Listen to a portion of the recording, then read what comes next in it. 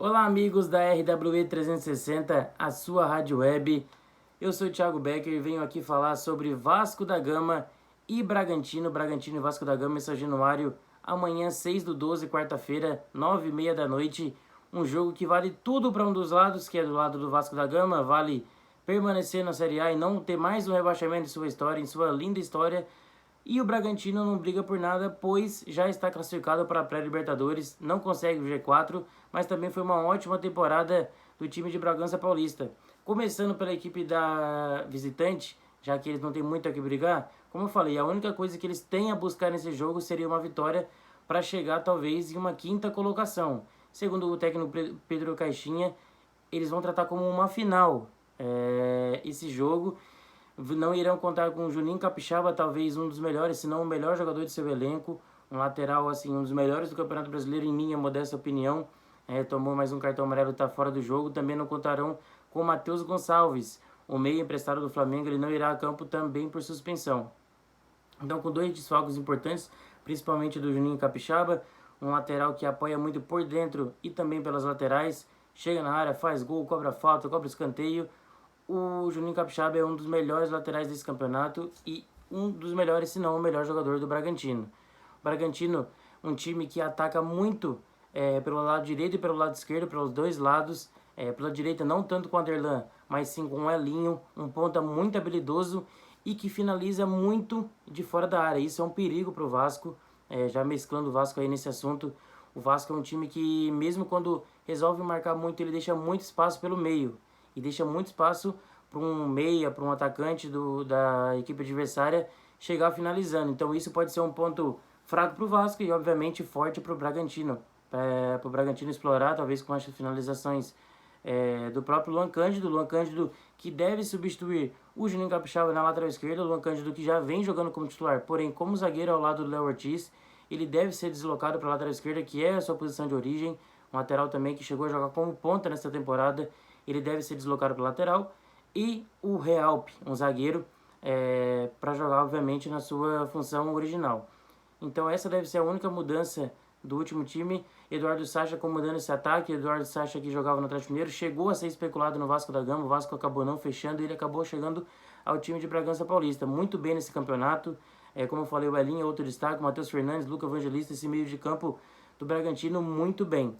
Passando para o lado do time da casa, o time que realmente vai jogar a verdadeira final, digamos assim. O Vasco da Gama vem com reforço. Medel volta, entre aspas, de lesão, vai jogar no sacrifício nessa partida mais importante do Vasco no ano. Então o zagueiro chileno vai fazer a zaga ao lado de Maicon.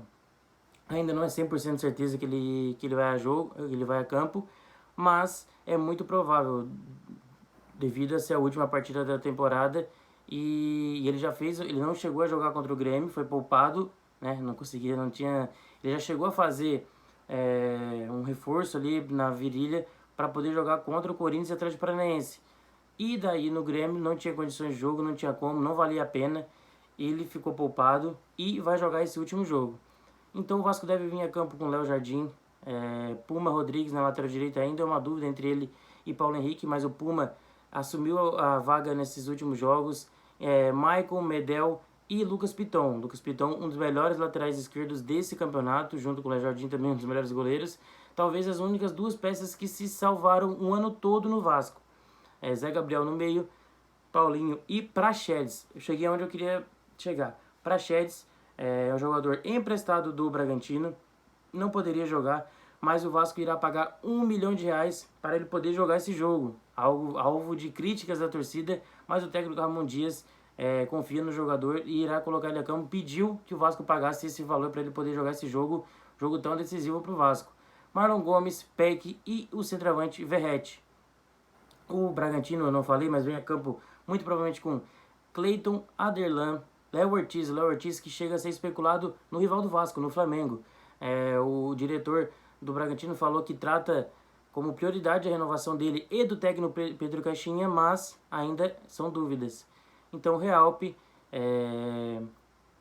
o lateral esquerdo, o substituto do Juninho Capixaba, como eu falei, o Luan Cândido. No meio de campo, Jadson, Matheus Fernandes e Lucas Evangelista. Na frente, há dúvidas entre Mosqueira e Bruninho. No outro lado, com Elinho e Eduardo Sacha. Muito provavelmente essa será a escalação, ainda temos chances de Thiago Borbas virar titular no último jogo da temporada. Então é isso, o Vasco que vai voltar com esquema de 4 zagueiros. O Vasco, quando joga fora de casa contra times, vamos dizer assim, mais fortes, vai com uma equipe de 5 zagueiros para conseguir ter um pouco mais de solidez defensiva, mas nesse jogo irá muito provavelmente com 4, ainda nada confirmado, mas muito provavelmente só com uma linha de 4 normal atrás, uma linha de 4 no meio e 2 atacantes, o Peck caindo obviamente muito mais para os lados e o Verratti centralizado fazendo o pivô. O Vasco joga essa partida, é a partida da vida. Para o Vasco não cair, vencer já é o suficiente para não cair. Em caso de empate, precisa que o Bahia perca, né? Ou empate também com o Atlético Mineiro. Em caso de derrota, aí sim, o Bahia obrigatoriamente não pode vencer nem empatar contra o Atlético Mineiro. O Santos, pro Vasco, não vale muita coisa. O Santos pode ganhar, perder, empatar, não vai mudar muita coisa, só numa eventual ultrapassagem do Vasco na tabela, mas daí já dependeria do resultado do Cruz Maltino. O Vasco que, com o Marlon Gomes, tem um pouco mais de pegada no meio campo, deve vir buscando muito o ataque, porque vai jogar pressionado pela torcida, vai jogar pressionado pela vitória para não cair de rebaixamento. Geralmente, se fosse um jogo comum, o Bragantino teria mais a posse de bola, teria mais controle de jogo. O Juninho Capixaba também vai fazer muita falta nesse controle de jogo, ele que é um lateral que joga mais por dentro, algo que é muito comum hoje em dia, mas a gente sabe que o jogo é diferente dos outros, é um jogo atípico. Então o Vasco deve ter um pouco mais de controle da bola, não tanto assim, porque o Vasco prefere muito mais jogar no contra-ataque pela velocidade, principalmente o Gabriel Peck. Mas com essa escalação, acho que o Vasco vai ter um pouco mais de controle de bola no meio campo, ainda mais quando o Payet entrar no segundo tempo, o francês que ainda não se tornou titular do Vasco da Gama. Então, feito aí um panorama de como será o jogo, de como serão as escalações, de todas as notícias de ambas as equipes. Então cola com a gente amanhã, quarta-feira, ou hoje, depende de como você estiver vendo esse vídeo, dia 6/12. Dia 6/12, 9h30 da noite, Vasco da Gama e Bragantino na RWE.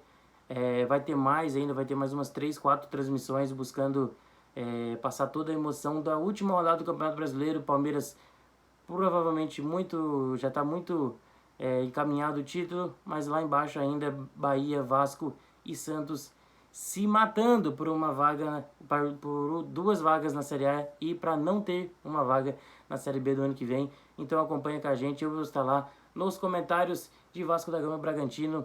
Então cola com a gente, até mais galera!